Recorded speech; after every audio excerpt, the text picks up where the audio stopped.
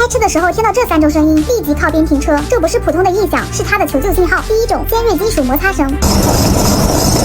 这是刹车片磨过的死亡警告，别与铁直接摩擦，再开刹车随时失灵。如果听到，请立刻更换刹车片。第二种，停车后的车流滋滋声，控制器或线路短路前兆，雨天更危险，可能导致行驶中突然断电，甚至充电起火，听到后立即断电送修。第三种是车轮转动时咯噔的撞击声。这可能是轮毂轴承正在碎裂，高速行驶可能车轮锁死脱落，这是最危险的死亡倒计时。车不会说话，但会尖叫，听懂这些声音，关键时刻能救命。